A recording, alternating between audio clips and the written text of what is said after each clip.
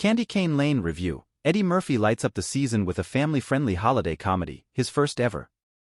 Believe it or not, Eddie Murphy never has attempted to dive into the holiday movie genre in his 40-year-plus career in films, but with Candy Cane Lane he has found an ideal premise to add to his ever-growing filmography of family-friendly comedies along the lines of Daddy Day Care, Dr. Dolittle, and countless others. He reunites after 30 years with his Boomerang director Reginald Hudlin, along with screenwriter Kelly Younger.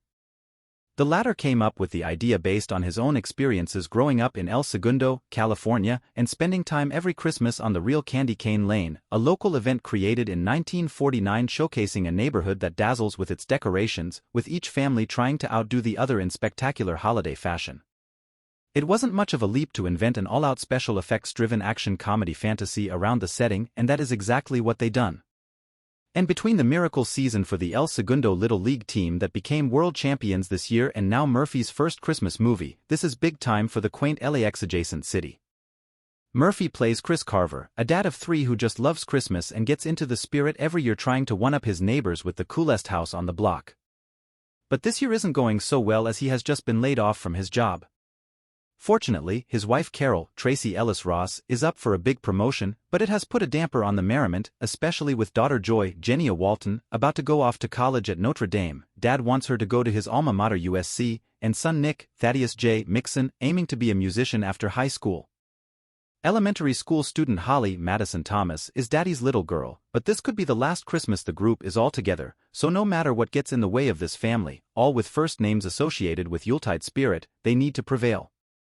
And when Chris finds out a TV show is offering a huge cash prize to the house with the best display, he decides this is the answer to losing his job. A visit to Kringle's, a somewhat mystical pop-up Christmas store sitting in the middle of nowhere under a freeway underpass, really gets his juices flowing when the enthusiastic proprietor Pepper, a very funny Jillian Bell, sells him on a can't-miss zoetrope tree celebrating the song, The 12 Days of Christmas. He signs the receipt without reading the fine print, though, and will live to regret the purchase. Nevertheless, when he finally lights it up for judging by Santa Claus, it does become the talk of the contest, until, of course, everything goes awry and the characters in the song come to life in menacing ways. Watch out for all those maids a-milking, the frenetic French hens, the partridge in the pear tree, 10 lords a-leaping. Well, you get the idea. Attempting to get his money back, Chris discovers that Pepper actually is an unhinged elf who captures human customers with a curse that can be cured only upon finding the 5 gold rings, an impossible task.